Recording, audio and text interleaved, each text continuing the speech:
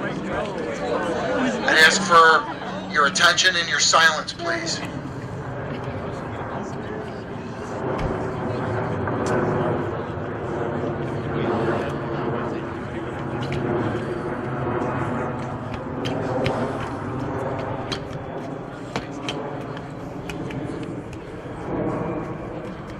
Call the police. He's not responding.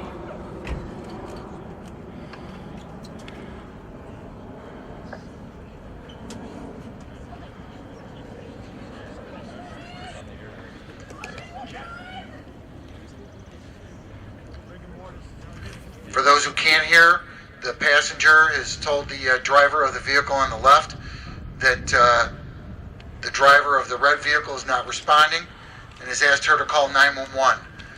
She's slumped to the ground on the passenger side of the vehicle, and at this point you hear some sirens, and first responders are en route to the crash scene at this point in time.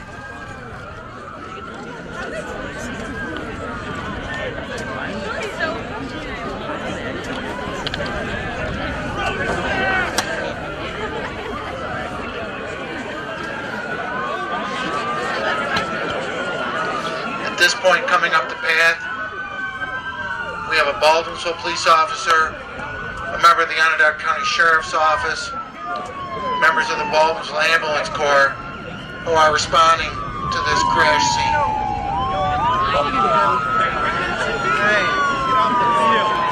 Arriving directly behind them is members of the Baldwinsville Fire Department.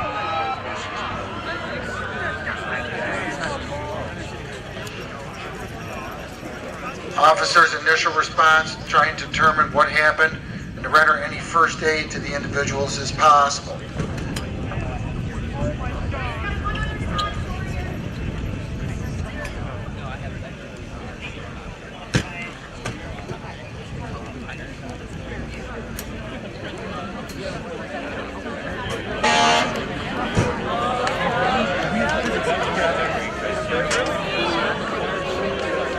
Fire department's responding with additional apparatus to assist.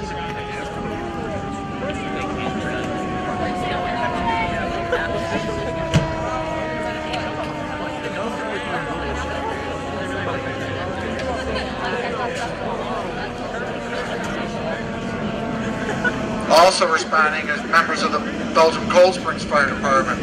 So we have 2 police agencies, an ambulance corps, and 2 fire departments that have responded to this crash scene. This is a typical type of response for this type of accident. You'll notice that the driver of the gray vehicle has been placed inside the ambulance for evaluation to determine her status and her level of injury. As I indicated, the main point at this time is the well-being of all involved in the accident. The investigation to determine what actually... So they stand by to ensure that nothing could occur. You'll notice that the red vehicle is now being surrounded by members of the fire department, as well as the ambulance corps and police department. At this point, both the driver and the occupant are still inside the vehicle. Members of the fire department are now knocking out the windows of the vehicle to assist in gaining access. It appears that both those individuals might not be able to be extricated from the vehicle under normal means. That will remain to be seen.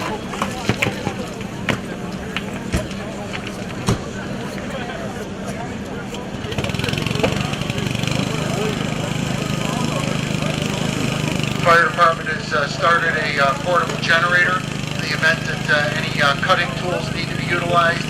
That generator will power those tools. Oftentimes those are referred to as the jaws of life, but those tools have the ability to open vehicles almost like a tin can, and they're going to have to determine if those are needed to be utilized or not.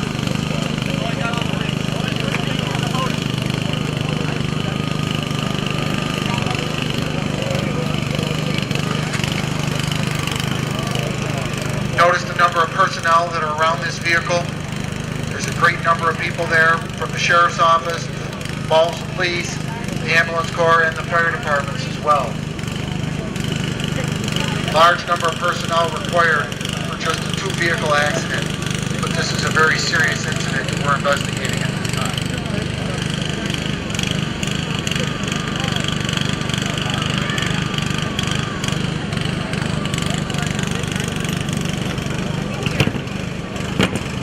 You notice the law enforcement officers on the left-hand side have just looked inside the vehicle on the left, that gray vehicle. They pulled out some what appear to be empty beer bottles. So the investigation into the accident starts by the law enforcement while the members of the fire department and ambulance corps work to extricate the driver and the passenger from the vehicle on the right. This is a multifaceted investigation at this point in time. We've got a rescue and life-saving operation on the right and a criminal investigation going on at the exact same time.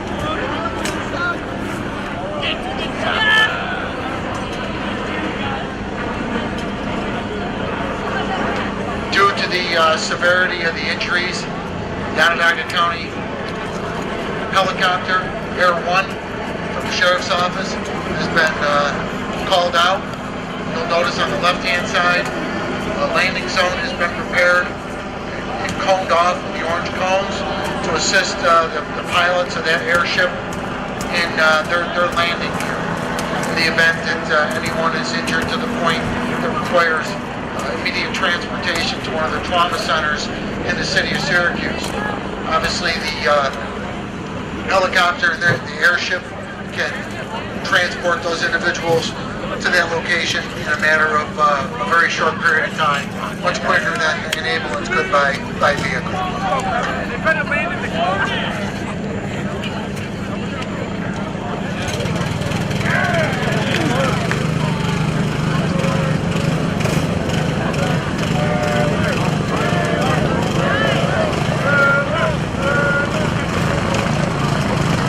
If I could ask for everyone's attention, please, to be directed at the scene in front of you. We've got multiple things going on. A helicopter is landing. We've got the driver of the vehicle is now in the back of the sheriff's patrol car, while the medical and first responders continue to work on extricating the individuals.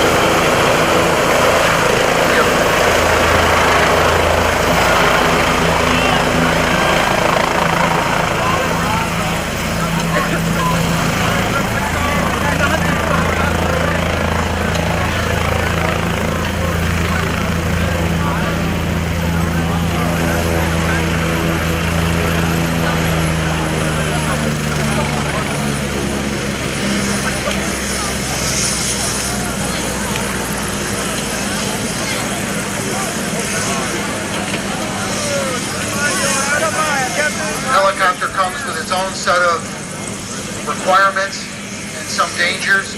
You'll notice that a large area had to be coned off for the helicopter to land. We had to ensure that the area was clear of any individuals and could be landed safely. The fire department's bringing a second generator.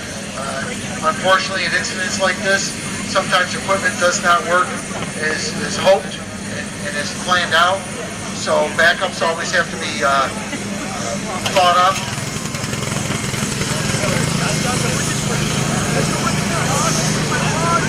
These are all common occurrences and roadblocks that might occur to first responders as we respond to an incident such as this.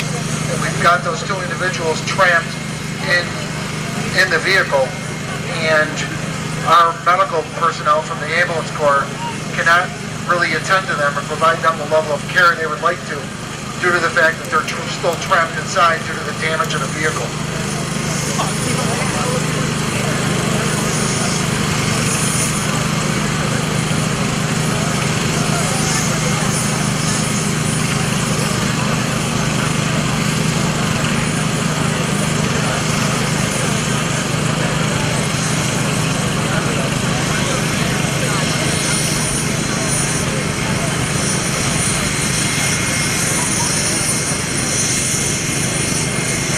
While this is occurring, the officers are coordinating with the pilot of the helicopter, trying to determine if transport is going to be necessary, and the officers continue their criminal investigation.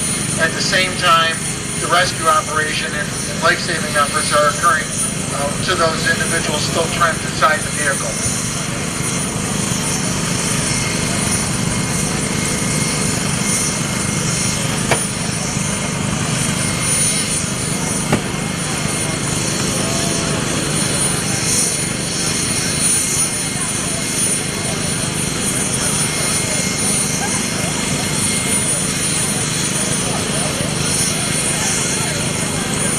Members of the fire department are using the hearse tool, otherwise known as the jaws of life, to attempt to open that vehicle so the two victims still trapped inside can be extricated.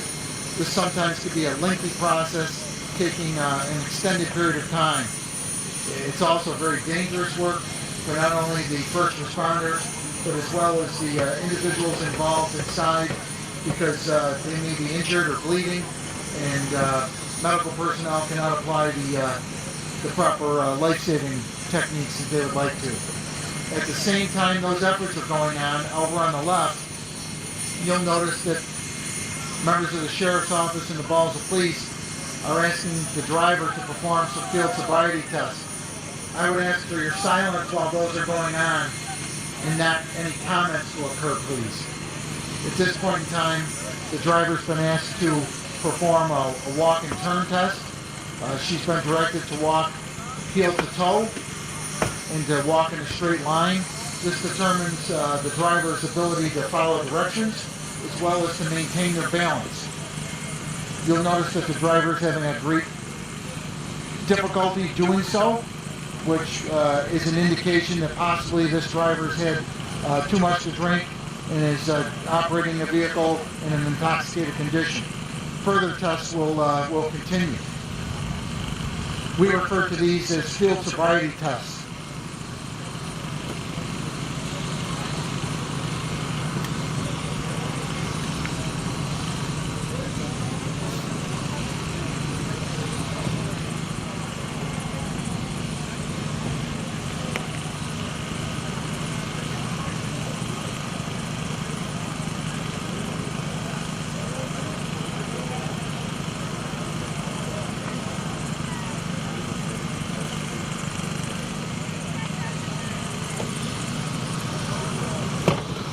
While the fire department continues to work feverishly to get this vehicle open, you'll know that they've removed a door from the vehicle on that passenger side. They've set that off to the side so that way no one runs into it.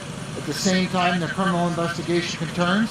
The deputy right now is demonstrating a fingertip to nose test for the driver of that vehicle.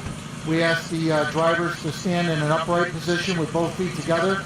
They're to extend their arms out to their side, and then to touch their fingertip to their nose while they tip their head back slightly and keep their eyes closed. This exam, again, tests the individual's ability to maintain their balance, as well as perform some physical dexterity movements and to follow directions. You'll notice that the driver had a difficulty time doing that, did not touch her nose, and touched her lips on the occasion she was attempting to touch her nose. Right now, the officer from Baldwinsville is asking the individual to perform an alcohol sensor test.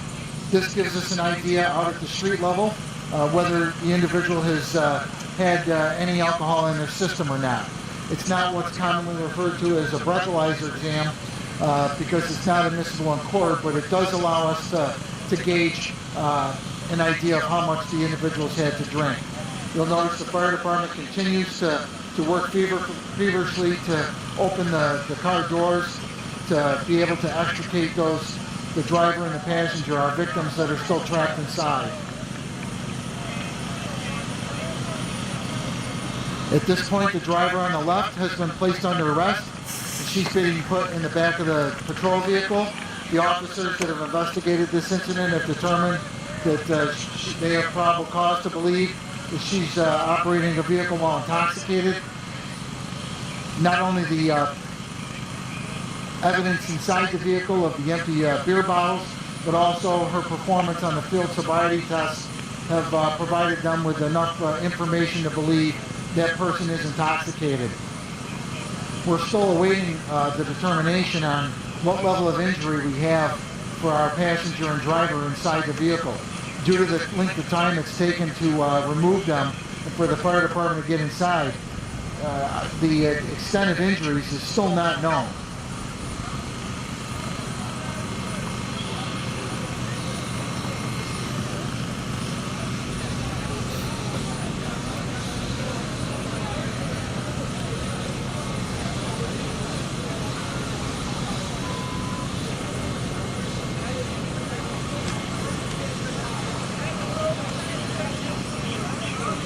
Right now, the fire department's working on those posts for the roof, trying to gain some access for medical personnel to provide necessary first aid or treatment for those individuals inside.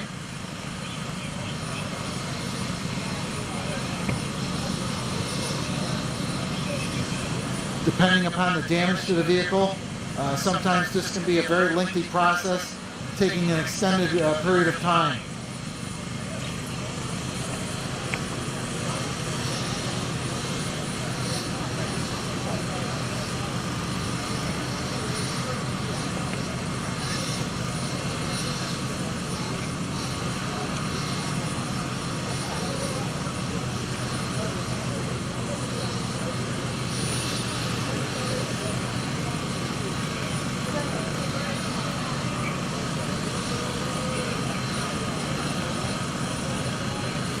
I'd ask you to look at the number of personnel that are on scene. An incident such as this requires a great deal of resources from multiple agencies, fire departments, ambulance corps, police and sheriff's office, law enforcement, a number of people. You notice it's a coordinated effort at this point in time to take that roof off of the vehicle, number of people involved. You have to determine what way they're going to go. This will now allow trained paramedics and emergency medical technicians the ability to get inside that vehicle and provide some necessary first aid to those individuals that have been trapped inside.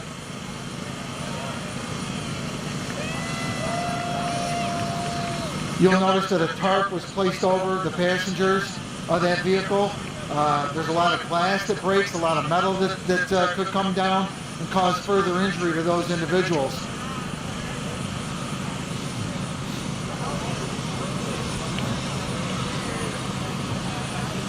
Notice that there's a firefighter inside the vehicle on the passenger side, stabilizing the passenger's head and neck, ensuring that there's no further injury in case there's some sort of injury to the spinal cord that occurs. That's always a concern amongst first responders, is that extricating the individual from the vehicle does not cause any further injury than they've already sustained.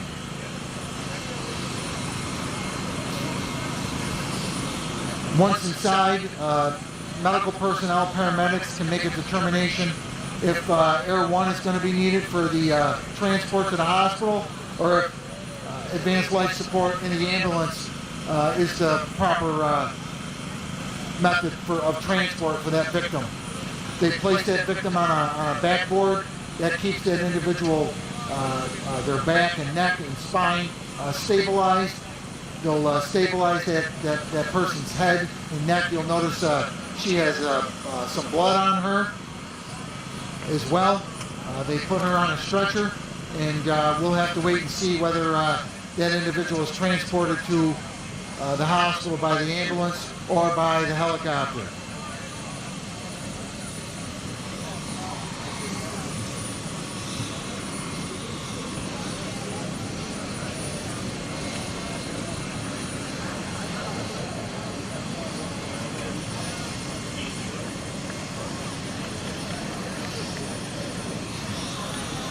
You notice the paramedics are there, along with members of the fire department.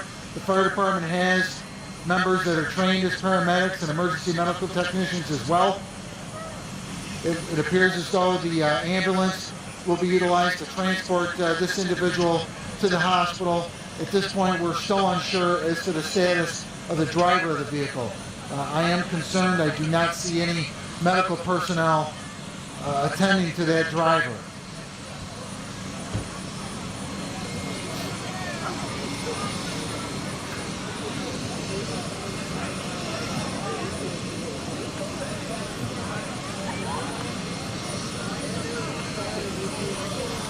Likely members of the district attorney's office would be contacted due to the severity of the injuries of the individuals involved, and they would respond to the scene, along with accident investigators who would diagram and replicate the accident should further prosecution result. At this point, the ambulance is leaving the scene en route to the city of Syracuse for transport to one of the trauma centers at the hospital. I hear the engine of the helicopter beginning to rev, and it would appear that the helicopter will be leaving the scene as their services are not going to be required.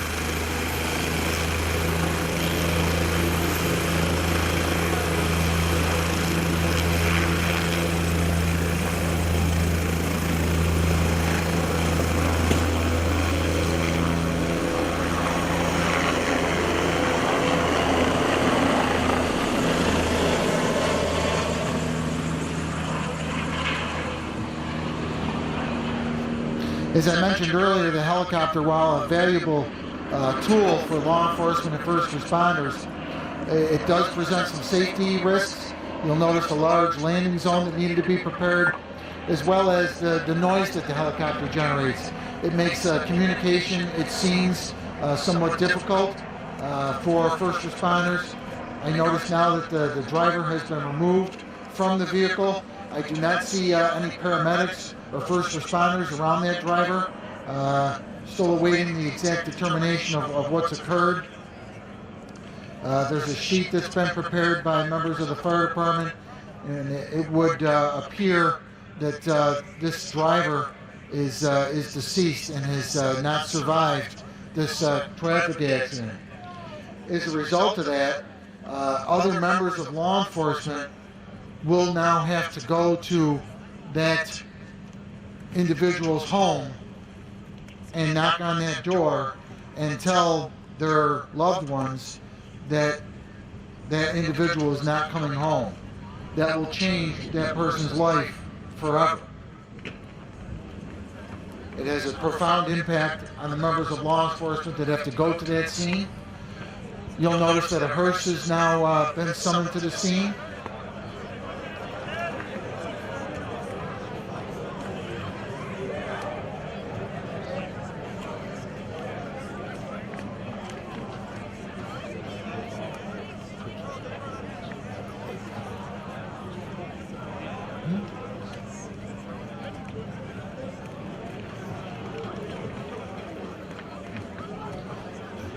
The criminal investigation continues by our law enforcement personnel to try and look inside the vehicle to see what exactly happened inside our victim vehicle, as it were.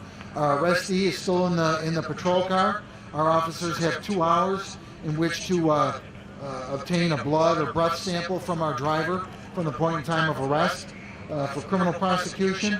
I can assure you that due to the severity of the injury, we have an individual that has died as a result of this incident, and an individual that's intoxicated, that some very serious felony charges will be lodged against our driver. So the criminal investigation is going to be vital to the successful prosecution of that individual. We have a hearse here from Mauer Funeral Home has been summoned to assist the personnel here with the individual that has not survived the incident. Please, I would ask for your attention and your silence while this occurs.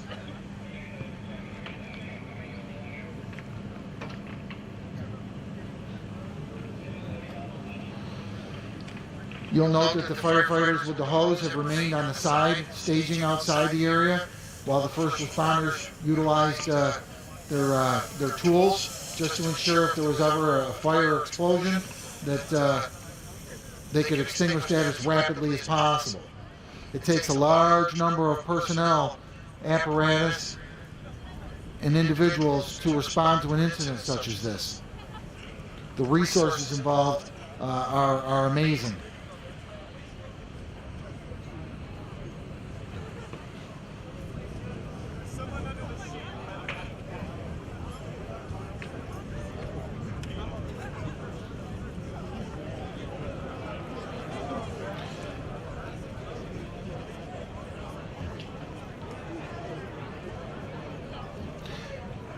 Likely at this point in time, members of law enforcement have arrived at the scene of the home of our individual.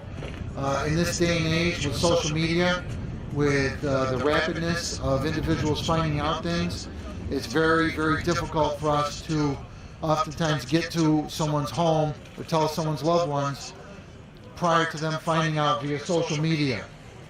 That presents a lot of issues for us. As you can imagine, the trauma that occurs for someone to find that out in that fashion.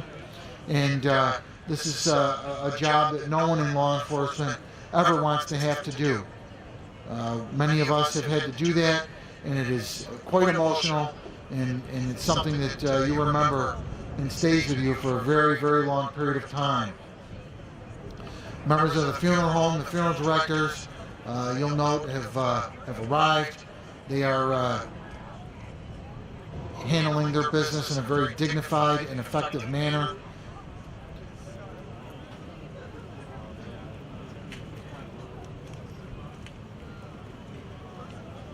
They've moved our victim onto a stretcher, and they will place that individual into the hearse for transport from the scene.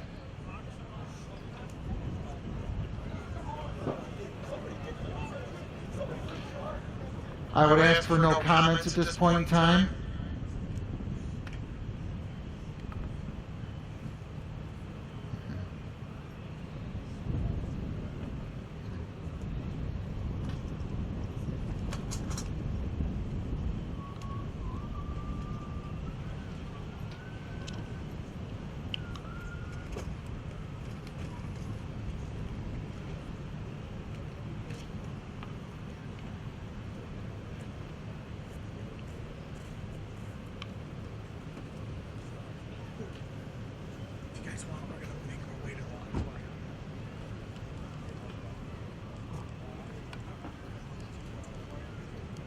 As the hearse pulls away, I will continue to ask for your attention and your silence.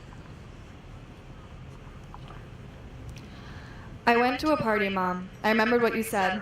You told me not to drink, Mom, so I drank soda instead. I really felt proud inside, Mom, the way you said I would. I didn't drink and drive, Mom, even though the others said I should. I know I did the right thing, Mom. I know you're always right.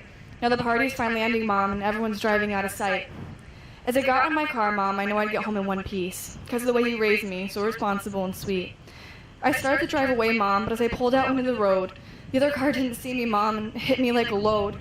As I lay there on the pavement, Mom, I hear the policeman say, "The other guy's drunk, Mom, and now I'm the one who will pay." I'm laying here dying, Mom. I wish you'd get here soon. How could this happen to me, Mom? My life just burst like a balloon. There are people all around me, Mom, and they are really crying. I hear the medic say, Mom, I'll die in a short time. I just wanted to tell you, Mom, I swear I didn't drink. It was the others, Mom. The others didn't think. He was probably at the same party as I. The only difference is he drank and I will die. Why do people drink, Mom? It can ruin your whole life. I'm feeling sharp pains now. Pains just like a knife. The guy who hit me is walking, Mom, and I don't think it's fair. I'm laying here dying, and all he can do is stare. To my brother not to cry, Mom. Tell Daddy to be brave. And when I go to heaven, Mom, put Daddy's baby on my grave. Someone should have told him, Mom, not to drink and drive. If only they had told him, Mom, I would still be alive. My breath is getting shorter, Mom. I'm becoming very scared. Please don't cry for me, Mom. When I needed you, you were always there. I have one last question, Mom, before I say goodbye. I didn't drink and drive, so why am I the one to die? I am advised as well that there is one person who has been killed and another person injured. These activities are alleged to have occurred because of your action or inaction. Do you understand what I'm saying to you, that these charges are and why you're here? Okay. To regain your freedom, you will need to, or someone will need to place a bail on your behalf. Now, in our system, New York, you have 3 ways to regain your liberty at this point. That is, 1, I can release you on your own recognizance. That is, tell you when you have to return. A second way is I can place you on what's called a pretrial release.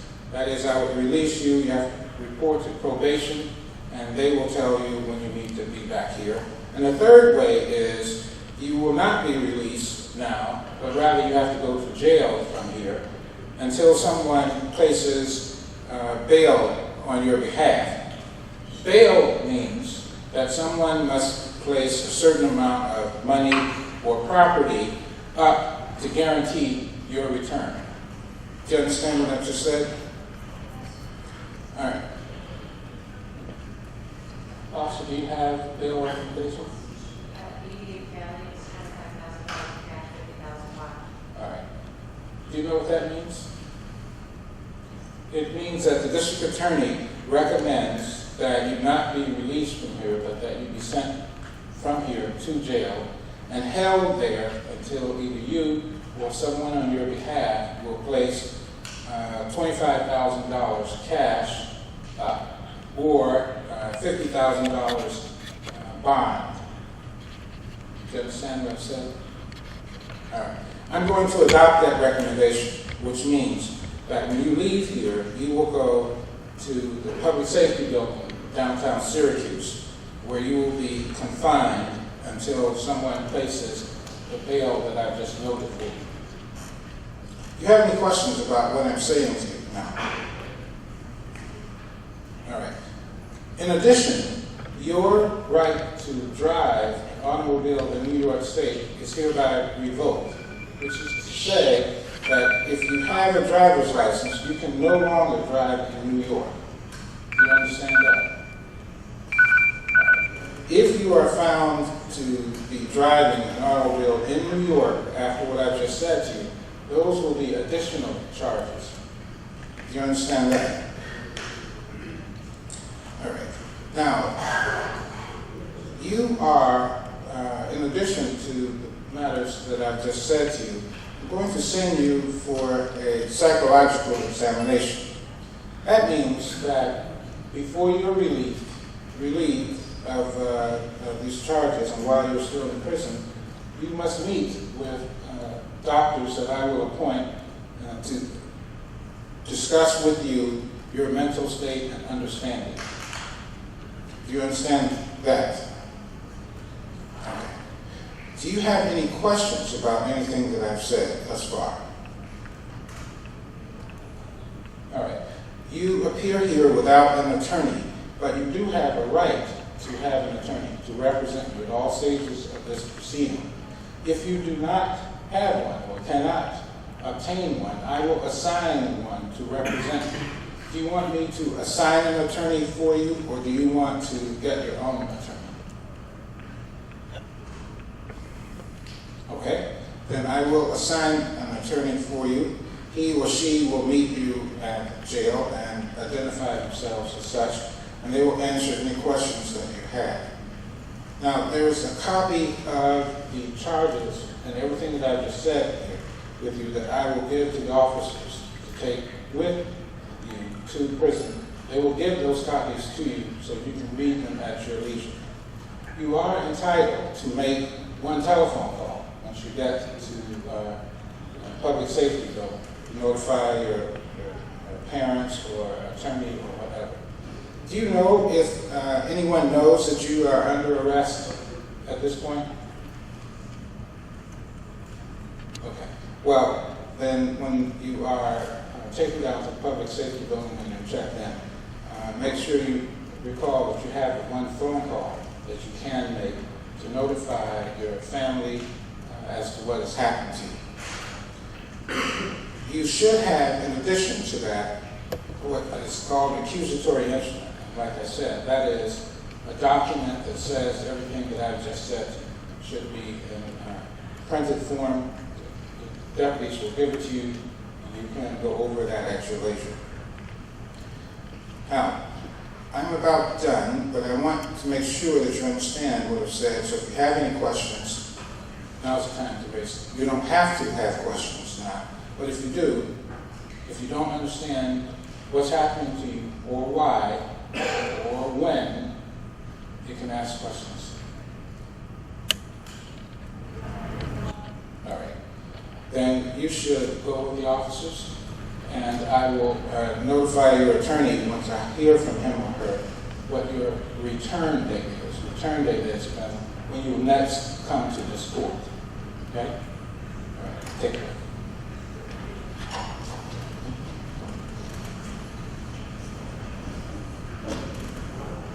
Not where you want to be. Not where you want to be.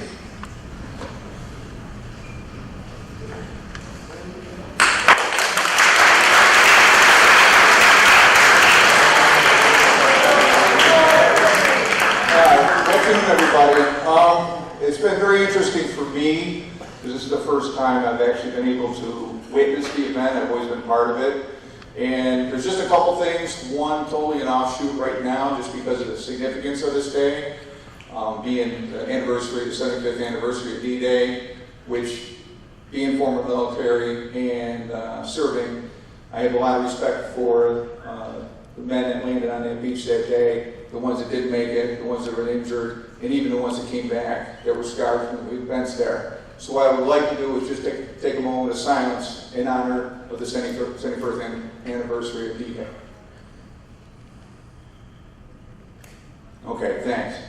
On this event, again, it was interesting for me, and I woke up this morning thinking about what I wanted to talk to you about and how I wanted to present this so that it would have an impact. And it was interesting because I've had two different takes from parents over the last month about this.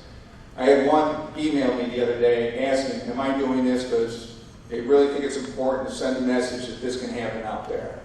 I had another one that questioned the validity and whether it was effective. And quite honest, I don't know the answer to that, you guys do. All right? All I know is I feel I need to do something because I've been pretty honest, I care about you guys. I want to see you across that stage. I want to see you go on to college. I want to see you move on in life and do the things you want to do. And it's one simple mistake that can get you hurt, killed, or locked up and put barricades in front of you for the rest of your life. And it's easy at this stage because I was this age once, a long time ago, but it was, and it's easy to think nothing's going to happen. All the people you saw out there, the first responders, we respond to scenes like this. I've been to scenes like this. And I understand that it's a mock, so it's hard to take serious a little bit. But I just hope, and I looked at it this way actually, I said there's different characteristics of the class. I think there's some of you who have an issue with drinking and driving and poor behaviors out there, and this will just continue the conviction. I said there's other ones that maybe I never really thought about it. Hopefully now you think twice about it. Then there's the ones that I know are joking, and I heard it up there when I was up in the press box, joking and goofing around. I look at it in two different ways. I think there's some that, just like us in police work, when we get to a scene and it's uncomfortable, we make jokes because you want to distance yourself from the situation out there. You want to keep yourself real. And there's some that are just not going to take it seriously, and I understand that. That being said, again, it's only one slight error that could really cost you. And my focus here has always been to keep you guys safe. So that's what I'm looking for. And I'm going to relate something to you why this is significant to me. Because some of you might have had something in your life that's impacted you and affected you in a situation like this, so it resounds more. Some of you might never even experience the death, so you don't understand the feeling for that. But as you get older, you obviously experience a lot more in life. And you have those impacts that remind you of why you do things or why I've done the things I do or how things affected me. And I've relayed this, anybody who's been through my Life 25 course, I've relayed this story. But back in 1987, when I was in the Army, I got done with my basic training and came home on leave to visit my family before I went to my duty station. While I was home, I went up to visit my girlfriend who went to SUNY Oswego. And at that time, or eventually, now she's my wife. But at the time, we went up there, I was seeing her, 3 o'clock in the morning, I received a call from my mother. that my younger sister, who was at SUNY Canton, had gotten involved in a very serious accident. A couple people in the car were killed, and she may not make it through the night. So I remember that night vividly, and that's even before you guys were born. I remember going out to my girlfriend's car, trying to start it, wouldn't start, having to get her roommate up to drive me back to Liverpool, where I live, where I met my mother and my older sister. When I met with them, my mother's like, "You good? Can you drive us up there?" I said, "Sure." I got in the car, and I got onto the Amtrak 81, and it broke down in tears. The reality of possibly losing my sister hit me. It just finally really hit me that I could be losing my sister that night. So my mother was also a wreck, had to drive the way up there. But we went up there, and what ended up happening is her and her friend Kelly were hanging out. A couple guys came by, one actually a guy I had leave from the Navy, picked them up. They knew they had been drinking, but they got in the car. The driver, my sister was the front seat passenger, the guy from the Navy behind them, and then Kelly, her friend, behind her. They went to a T intersection, tapped the brakes, didn't see anything, so he went through the stop sign. Was T-boned by a car. Both the backseat passengers were thrown and instantly killed on impact. My sister was thrown from the car and suffered multiple internal injuries. It was up at Watertown Hospital where we went to go. That's not even the worst part. Because my sister was not aware, because of the accident, what had occurred. She didn't have any recall. She didn't know the condition of the other people in the car. And the hospital didn't want to tell her because they were fearful that would impact her recovery. They didn't feel she was ready for that information. So for a couple of days as she recovered, she had no clue and kept on asking. And it was determined that I would go in, because I was very close to my sister, and notify her at that point that she was strong enough that her friend had not survived the accident.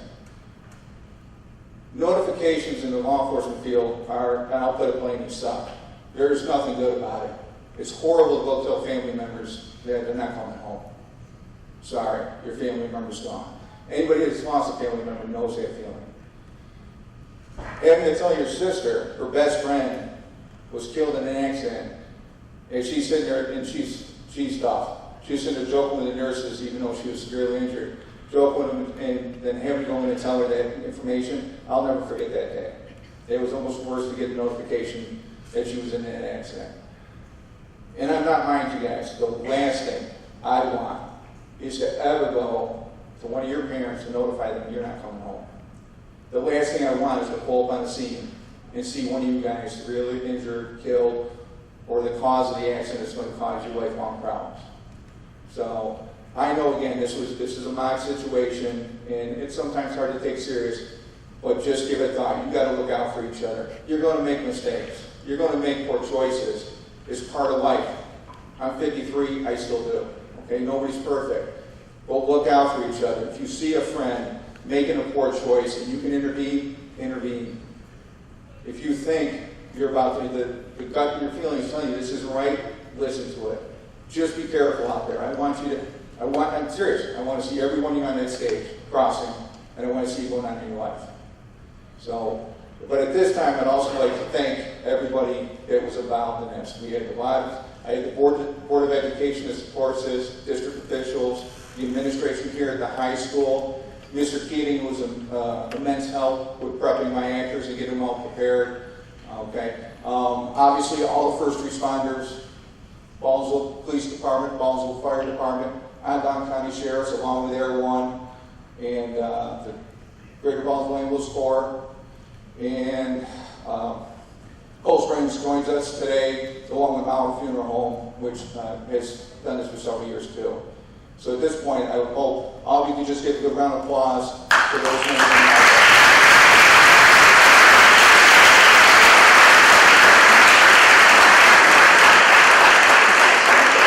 As far as the presentation, that's the end. I will. 12th period or 9th period class. Okay, I'll have Mr. Will come up here for a second, too. Okay. Since you're the senior class, and I got this opportunity to take this moment, I'm going to have a little fun with Mr. Roof, because this will be his last opportunity to participate in one of our mock DUI scenes, as he's going to move on to retirement. So Since this is my opportunity, I want to thank him for all the support I've received over the last years he's been here, and I would hope you guys did, because everybody in the school works hard for you guys. So let's give him a big round of applause.